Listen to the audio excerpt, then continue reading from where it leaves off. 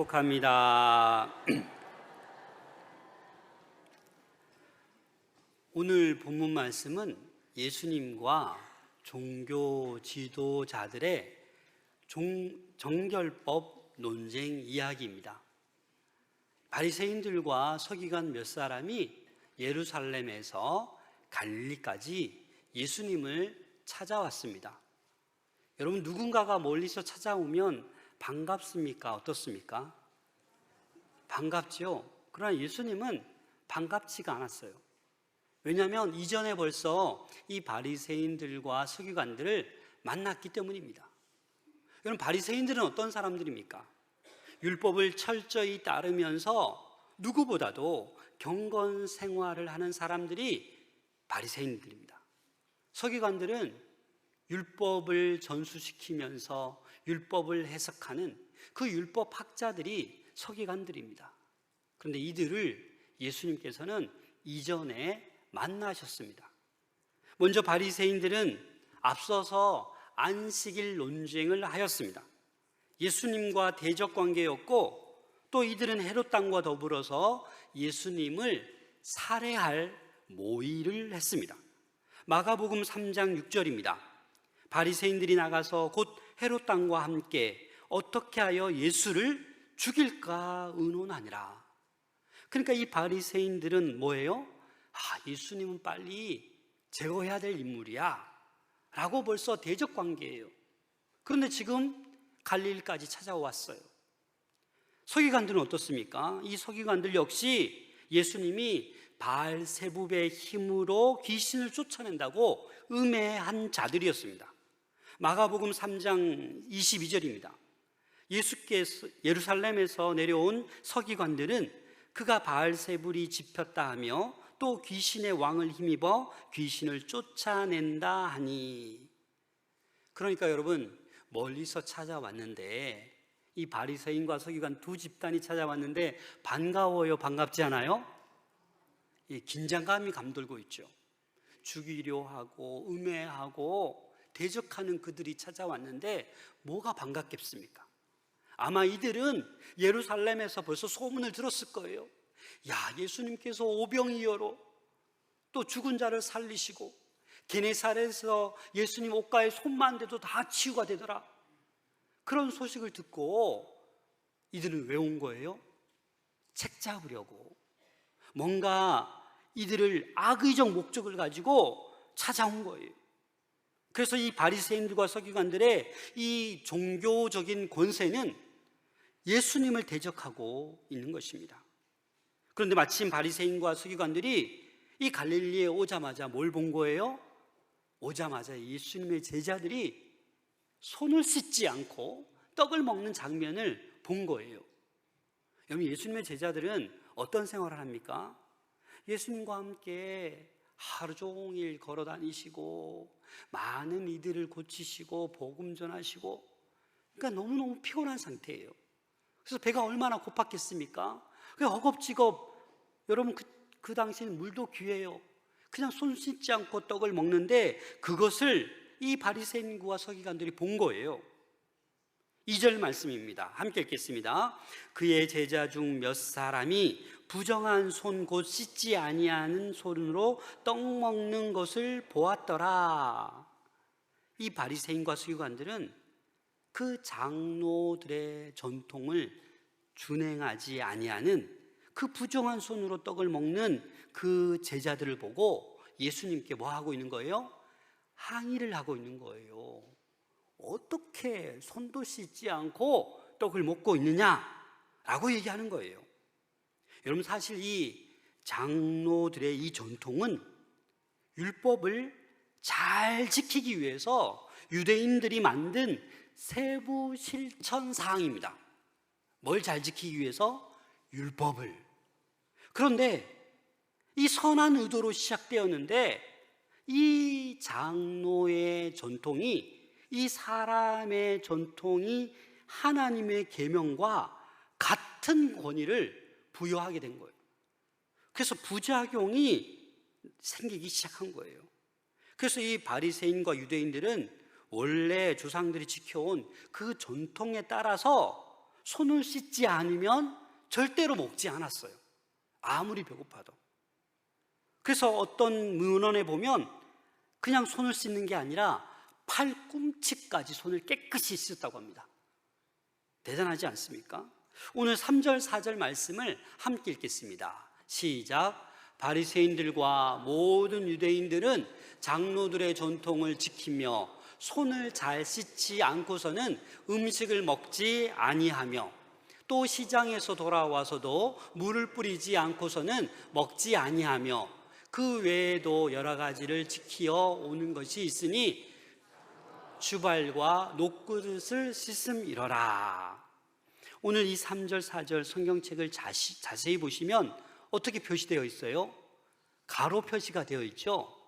이것은 유대 관습에 익숙지 못한 이 이방인들을 위해서 유대인의 정결례를 설명하고 있는 삽입구입니다. 유대 종교 지도자들의 이 정결 전통을 직접 설명하는 부분이 3절, 4절입니다. 사실 율법에는요, 떡 먹기 전에 손 씻으라는 규정이 있어요, 없어요? 없어요. 어느 율법을 찾아봐도, 구약에 찾아봐도 떡 먹기 전에 손을 씻어야 된다는 말은 없어요. 어떤 말이 있어요? 제사장들이 회막이나 제단에 가까이 갈 때, 제사를 드릴 때는 손과 발을 씻으라고 합니다. 어디에서? 물두멍에서 손과 발을 씻으라고 말씀하셨지, 일반 백성들이 먹기 전에 손 씻으란 말은 없습니다. 그래서 일반 백성들이 식사하기 전에 손을 씻는 것은 유대인들의 전통일 뿐입니다. 그래서 그들은 철저하게 이 정결 의식을 지켰습니다. 그런데 사실 이 음식의 문제가 아니라 그들의 마음의 문제였습니다. 아무리 깨끗하게 손을 씻고 먹어도, 아무리 정결하게 해도 그 마음이 더러우면 그거는 잘못된 거죠. 너무나도 우리는 형식에 집착하느라 근본 정신, 본질을 외면할 때가 많습니다. 사실 더러운 마음이 가득한 그들이 정결 의식을 들먹이면서 타인을 정죄한다? 이거는 최고의 극치를 떨고 있는 거예요. 이 바리새인들은 예수님께 이렇게 또 얘기합니다. 왜 장로들의 전통을 따르지 않느냐라고 예수님께 질문합니다. 5절 말씀입니다. 5절 말씀 함께 읽겠습니다. 시작. 이에 바리새인들과 서기관들이 예수께 묻되 어찌하여 당신의 제자들은 장로들의 전통을 준행하지 아니하고 부정한 손으로 떡을 먹나이까? 여기에서 장로들의 전통, 이게 무슨 전통이냐면, 이 장로는 모세가 70인 장로를 세웠잖아요. 그 장로를 얘기하는 거예요. 다시 말해서 이 모세 때부터 내려오던 전통, 율법을 더 명확하기 위해서 세운 세부 지침들, 그때부터 구두로 전해 내려오는 그 전통을 얘기하고 있는 것입니다. 그래서 그런데 이 전통이 어떻게 됐어요? 율법과 동등하게 되었어요. 아니, 구전으로 내려왔음에도 불구하고 이 율법과 이 전통이 맞붙었을 때 동등한 권위를 갖게 되고, 더 나아가서 율법보다도 뭐가? 전통이 우선하게 되었다라는 것입니다. 본질보다도 비본질이 우선하는 그러한 이 바리새인 서기관들의 모습을 볼 수 있다라는 것입니다. 그래서 이 장로들은 이 전통에 집착하는 이 종교 지도자들을 어떻게 해요? 이 전통을 가지고 사람들을 함부로 정죄하고 있었습니다. 하나님이 명하시지도 않았고 정죄하시지도 않은 행위를 사람이 임의로 만든 그 전통을 가지고 정죄하고 있는 것입니다. 이것은 하나님의 말씀에 대한 권위에 대한 월권입니다. 사실 하나님의 말씀은 우리가 그 말씀을 잘 지키고 경건한 삶, 거룩한 삶을 살아가라고 하나님께서는 우리에게 말씀을 주셨어요. 근데 이 말씀을 가지고 누구를 막 정죄하라고 주셨습니까? 아니에요. 하나님의 말씀은 누구를 정죄하라고 주신 말씀이 아니에요. 어떤 말씀을 봐도 이 말씀을 들고 너는 다른 사람에게 정죄하고 막 찔러버려라, 그렇게 하지 않았어요. 그런데 이 전통은 어떻게 하고 있는 거예요? 이 장로들의 전통은 사람을 지금 정죄하고 있는 거예요. 바리새인과 서기관들이 예수님의 제자들을 지금 정죄하고 있는 거예요. 왜 손도 씻지 않고 그 떡을 먹고 있느냐라고 추궁하고 있는 것입니다. 야고보 사도는 성도들에게 서로 비방하지 말라고 말씀하였습니다. 야고보서 4장 11절 말씀 함께 읽겠습니다. 시작. 형제들아, 서로 비방하지 말라. 형제를 비방하는 자나 형제를 판단하는 자는 곧 율법을 비방하고 율법을 판단하는 것이라. 내가 만일 율법을 판단하면 율법의 준행자가 아니요 재판관이로다. 형제를 비방하는 자, 판단하는 자는 율법을 비방하고 판단하는 자라는 거예요. 그래서 우리는 이 율법의 준행자로 재판장이신 주님 앞에 순종만 해야지 우리가 판단하고 비방해서는 안 된다라는 것을 말씀하고 계십니다. 이제 바리새인들과 서기관들의 질문에 이제 예수님께서 처음으로 답을 하십니다. 그 답이 6절 말씀입니다. 6절 말씀 함께 읽겠습니다. 시작. 이르시되 이사야가 너희 외식하는 자에 대하여 잘 예언하였도다. 기록하였으되 이 백성이 입술로는 나를 공경하되 마음은 내게서 멀도다. 예수님은 이 바리새인과 서기관들이 이런 의식적인 정결함을 이 율법의 요구 이상으로 추구하다 보니까 결국 이사야가 예언한 대로 이들이야말로 위선자라고 말씀하고 있습니다.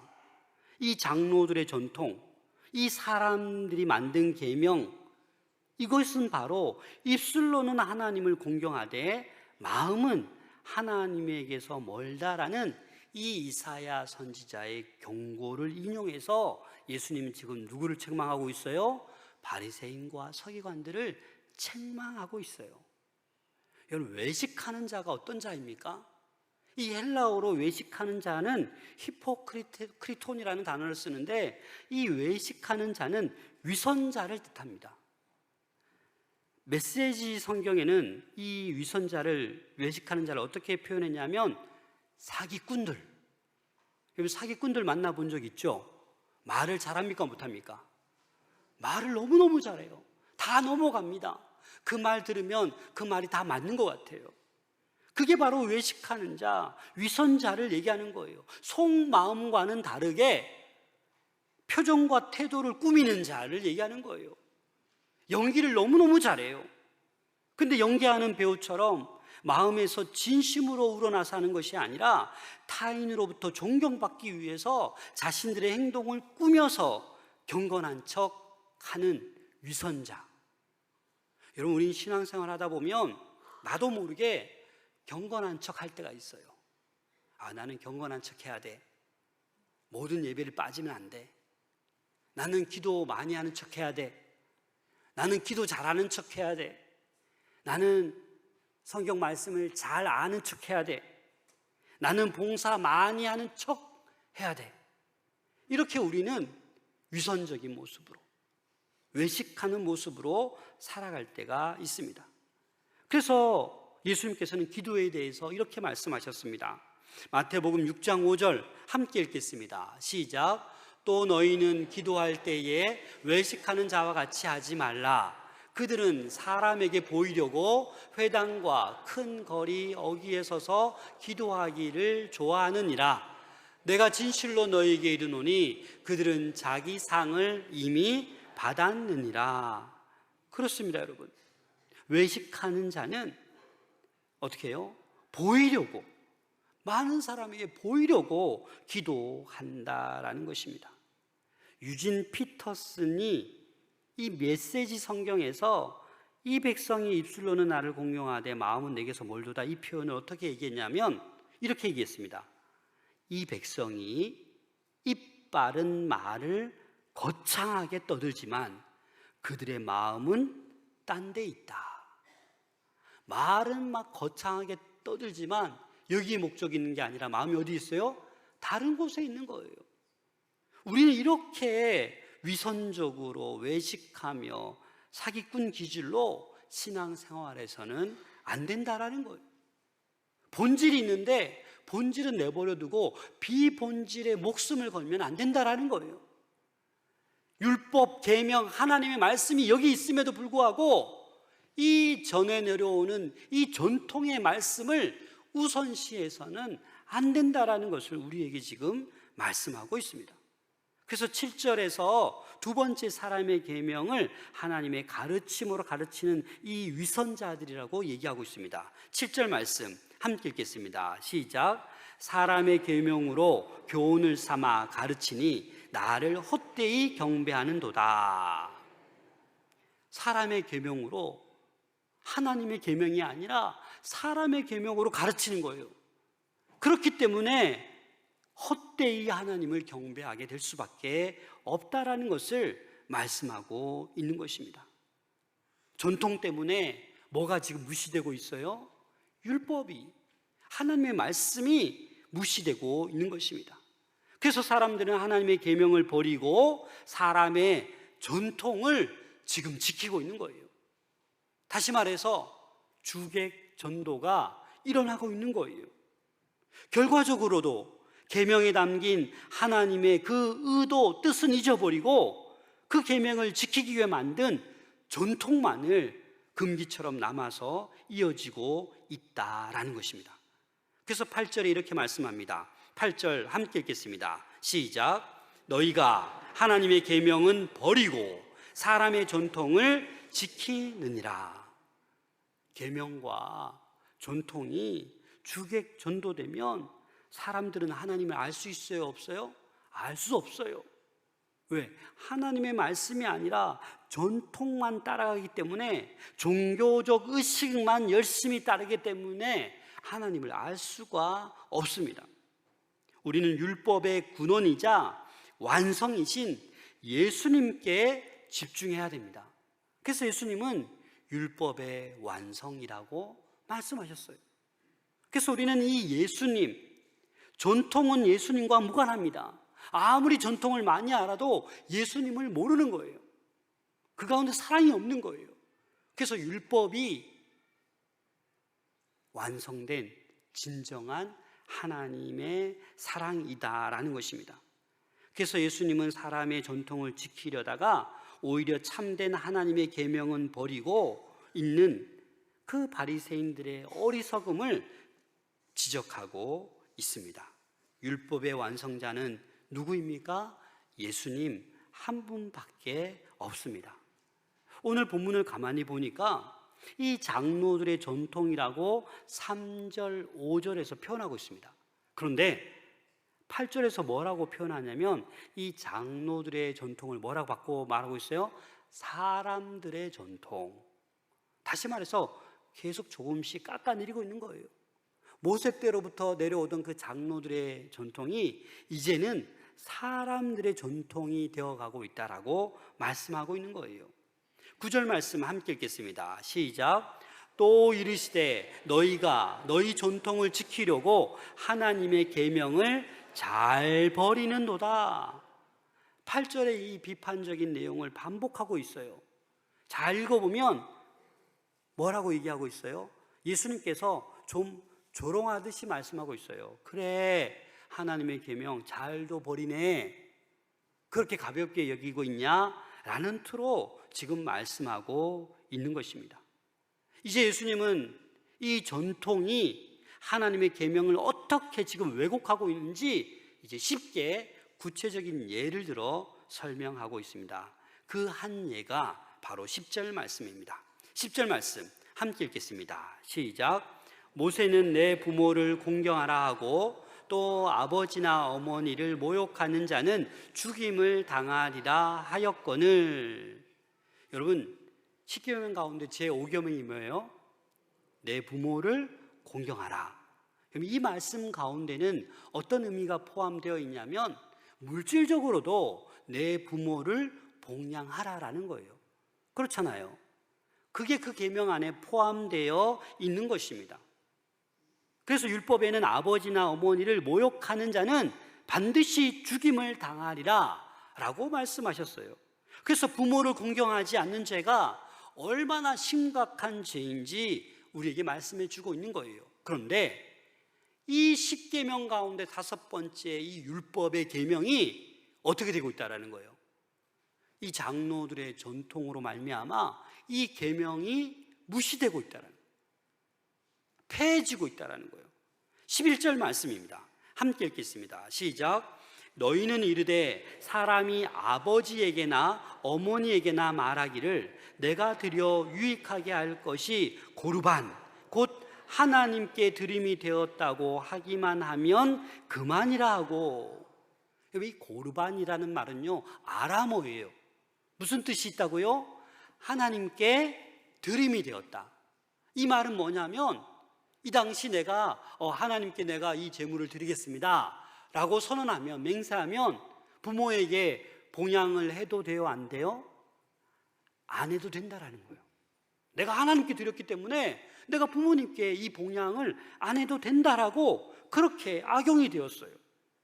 제물로 부모를 봉양하지 않아도 된다라는 이 고르반의 가르침을, 이 고르반의 소원을 악용해서 내 부모를 공경하라, 이 5번째 율법 계명을 어겨버렸다라는 거예요. 뭐가 더 본질이죠? 뭐가 본질이에요? 내 부모를 공경하라는 이 율법이 본질이에요. 그렇잖아요. 고르반, 이것은 후대에 생긴 비본질적인 전통이에요. 근데 이 유대인들, 바리새인 서기관들은 이 전통을 더 지금 우선시하고 있는 것입니다. 그리고 가다가 뉘우쳐서 내가 이제 부모님께 잘해야지 라고 얘기하면 어떻게 해요? 이 종교 지도자들이 그렇게 할 수 없어, 한번 맹세하면 끝이야 라고 거절하는 거예요. 허락지 않는 거예요. 그래서 이 바리새인과 서기관들은 한번 고르반 해버리면 그 어떤 것도 허락하지 않았습니다. 그래서 부모를 위해서 무엇인가 행하려고 해도 행할 수가 없는 거예요. 또 어떤 사람은 오히려 내가 부모님께 봉양하기 싫어서 그냥 하나님께 고르반하고 드려버리는 그런 경우도 우리가 추측할 수 있습니다. 여튼 이 본문에서는 예수님께서 누구를 비판하고 있는 거예요? 종교 지도자들, 바리새인과 서기관들, 이들을 지금 이 고르반이라는 것을 통해서 그 부모들에게 아무것도 허락하지 않는 이들을 지금 하나님께서는, 예수님께서 비판하고 있는 것입니다. 결국 이들은 하나님의 말씀을 버리고 사람의 전통을 지키고 있습니다. 13절 말씀 함께 읽겠습니다. 시작. 너희가 전한 전통으로 하나님의 말씀을 폐하며 또 이 같은 일을 많이 행하느니라 하시고. 이것은 하나의 예다라는 거예요. 내 부모를 공경하라, 이 율법을 폐해버리고 전통을 따르는 거, 이거 하나의 예라는 거예요. 다른 일이 어떻게 있다고요? 많이 있다라고 지금 얘기하고 있는 것입니다. 율법을 세분화하여서 철저히 더 구체적으로 지키려고 했지만 도리어 하나님의 말씀을 무효화하는, 하나님의 말씀을 폐해버리는 어리석은 결과를 초래하게 되었다라는 것입니다. 사랑하는 여러분, 제가 하나 질문하겠습니다. 전통이 여러분들의 삶의 기준이 될 수 있습니까? 있습니까? 없어요. 우리 삶의 기준은 뭐밖에 없어요? 하나님의 말씀밖에 없어요. 주의 말씀은 내 발의 등불이라. 주의 말씀만이 우리 삶의 기준이 될 수밖에 없다라는 것을 우리는 명심해야 합니다. 예수님이 이러한 신격화된 전통을 비판하고 있는 거예요. 이런 전통 때문에, 이런 사람의 계명 때문에 하나님의 계명이 무시되고 있다라는 거예요. 무효화되고 있다라는 거예요. 여러분, 이 하나의 또 예를 들자면 출애굽기 34장 26절입니다. 함께 읽겠습니다. 시작. 내 토지 소산에 처음 익은 것을 가져다가 내 하나님 여호와의 전에 드릴지며 너는 염소 새끼를 그 어미의 젖으로 삼지 말지니라. 여러분, 이 본문의 의미가 무슨 의미인지 아시겠습니까? 여러분, 어미가 젖을 짜요, 그죠? 그럼 이 젖을 짜서 누가 먹어야 돼요? 새끼 염소가 먹고 무럭무럭 커야 되잖아요. 그런데 어떤 일을 하지 말라라는 거예요? 어미의 젖을 많이 짜가지고 새끼 염소를 그 젖에 담궈서 삶아버린다라는 거예요. 너무 잔인하지 않습니까? 그래서 이 율법은 뭘 얘기하는 거예요? 가축일지라도 그렇게 잔인하게 대하면 안 된다라는 거예요. 어떻게 어미의 젖을 짜서 그 어미의 젖에 이 새끼를 담궈서 삶아버리냐, 죽여버리냐는 거예요. 그렇게 하면 된다, 안 된다? 안 된다. 오늘날 동물 학대하면 됩니까, 안 됩니까? 안 됩니다. 붙잡혀 갑니다, 동물 학대하면. 그런데 지금 이스라엘에 가면 어떤 일이 있는지 아십니까? 햄버거 먹으러 가보면 이스라엘에는 치즈 햄버거가 있을까요, 없을까요? 없어요. 왜 없는 줄 아세요? 이 말씀 때문에. 고기와 유제품, 치즈 함께 먹지 말아라. 이런 구체적인 조항들이 생기다 보니까 지금 유대인들은 어떻게 해요? 이스라엘 가면 치즈 햄버거 안 먹습니다. 왜요? 이 말씀 때문에. 그러니까 율법의 본질은 있는데 비본질적인 것들로 수많은 그런 전통들이 생겨나게 된 것입니다. 사랑하는 여러분, 당시 가나안 사람들은 특별한 요리, 주술적인 목적으로 어미젖의 새끼를 삶는 잔인한 행위를 서슴지 않았다고 합니다. 그래서 이런 것들을 금지하기 위해서 이런 말씀을 주신 것이지, 이게 지금까지 내려와서 치즈버거는 절대 먹으면 안 된다, 이런 의미가 아니다라는 거예요. 여러분, 그런데 우리는 잘 생각해 보면 우리의 신앙생활 가운데 계명보다는 전통을 우선합니다. 다시 말해서 본질보다는 비본질적인 것에 목숨을 걸고 신앙생활합니다. 그래서 예수님은 요한에게 계시를 주시면서 이렇게 말씀했습니다. 예언의 말씀을 더하는 자에게는 재앙을, 예언의 말씀을 제하는 자에게는 구원에서 제해버릴 것이다. 우리 요한계시록 22장 18절 19절입니다. 함께 읽겠습니다. 시작. 내가 이 두루마리의 예언은 말씀을 듣는 모든 사람에게 증언하노니 만일 누구든지 이것들 외에 더하면 하나님이 이 두루마리에 기록된 재앙들을 그에게 더하실 것이요 만일 누구든지 이 두루마리의 예언의 말씀에서 제하여 버리면 하나님이 이 두루마리에 기록된 생명나무와 및 거룩한 성의 참여함을 제하여 버리시리라. 여러분, 지금 뭘 얘기하고 있는 것입니까? 하나님의 말씀에 더해서는 된다, 안 된다? 안 된다. 하나님의 말씀에서 빼면 된다, 안 된다? 안 된다. 그런데 오늘날 이단은 어떻게 하고 있습니까? 하나님의 말씀에 온갖 자기의 교훈을 갖다 붙여요. 그래서 뭐라고 합니까? 내가 예수다, 내가 하나님이다라고 사람들을 미혹해요. 근데 어리석은 수많은 사람들이 그게 진리인 양 막 쫓아다니는 거예요. 제가 신학 공부할 때만 해도 우리나라에 100명이 넘는다고 했어요. 내가 자칭 예수다, 하나님이라고 하는 사람이. 무시무시하지 않습니까? 그리고 그 하나님의 말씀을 다 빼버리는 거예요. 말도 안 되게 이것저것만 꿰어가지고 그게 진리인 양 그렇게 가르치고 있습니다. 여러분, 오늘날 교회 일로 바쁘다고 해서 부모님을 모시는 일을 소홀히 하면 됩니까, 안 됩니까? 내가 교회 일이 바쁘다고 자식 돌보는 일을 게을리 하면 됩니까, 안 됩니까? 안 되는 거예요. 직장에서 자기가 해야 될 책임을 성실하게 감당해야 되는 것을 우리 하나님께서는 원하세요. 신앙생활 열심히 한다는 핑계로 부모도 안 돌보고 가족도 안 돌보고 직장 생활에도 성실히 행하지 않는 것, 하나님께서 원하시지 않으십니다. 하나님은 믿음의 사람들이 교회 안에서도 좋은 사람으로 인정받을 뿐만 아니라 바깥에 나가서 가정에서도 직장에서도 사회에서도 존경받고 인정받는 사람들이 다 되기를 우리 하나님은 원하십니다. 그래서 이 바리새인들과 서기관들은 하나님과 율법에 대해 열심과 열정을 가지고 있었지만 그 열심과 열정이 자기의 유익에 초점에 맞춰져 있는 거예요. 율법의 껍데기만 지키고 율법의 핵심인 사랑에는 관심이 없었습니다. 사실 이런 모습이 우리의 신앙생활 가운데도 있다라는 겁니다.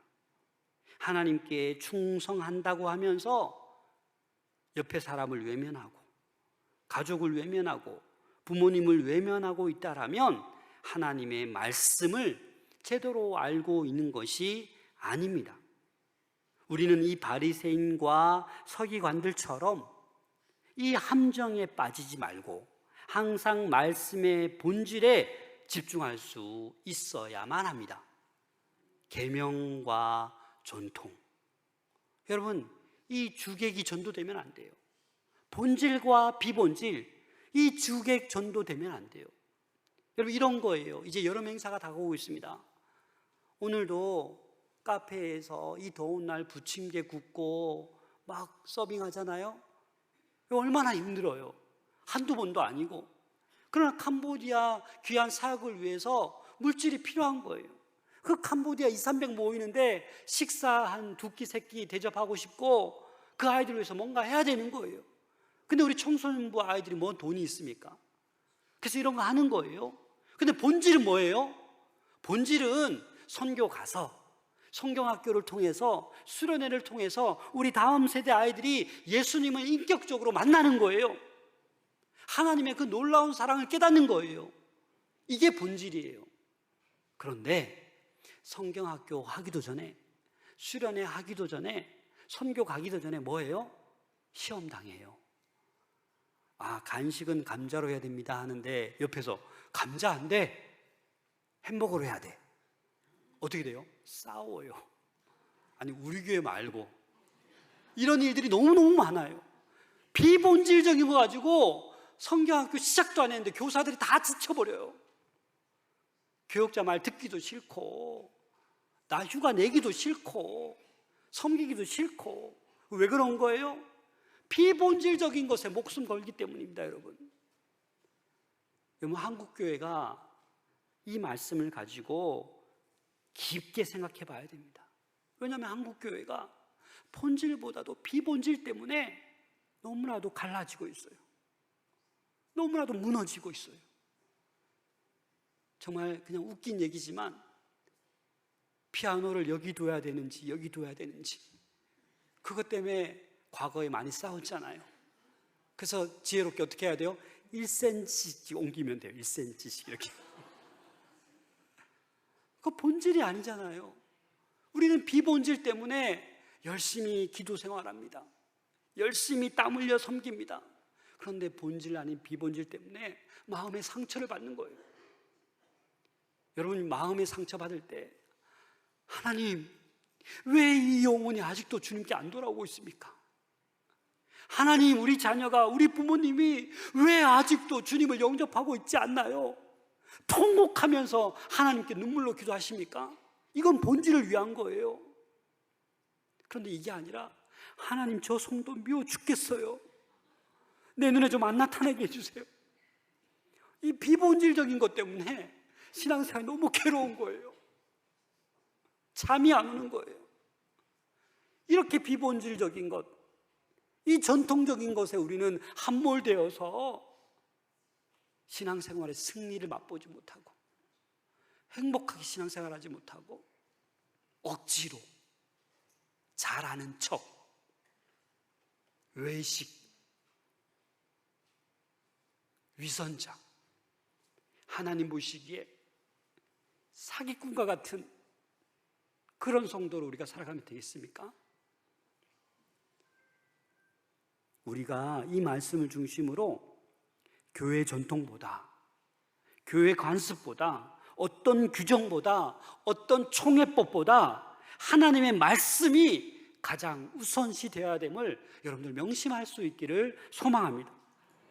그래서 우리 가정이, 우리 직장이, 우리 교회가 하나님 말씀을 가장 우선시했을 때 회복의 놀라운 능력이 나타나게 될 줄로 믿습니다. 우리 다음 세대 여러분 심각합니다. 아시잖아요.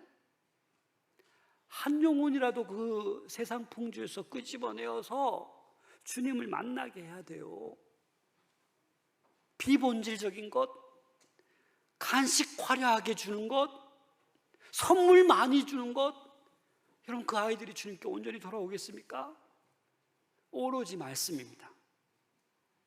이 여름 행사는 다른 것보다도 많은 교사들이 날마다 기도하고 말씀을 준비하잖아요. 우리 교육자들도. 그래서 이 말씀으로 다음 세대를 변화시킬 수 있는 것입니다. 사랑하는 여러분, 그래서 오늘 말씀처럼 계명과 전통, 본질과 비본질이 주객전도되지 않도록 그렇게 기도할 수 있기를 소망합니다. 기도하겠습니다.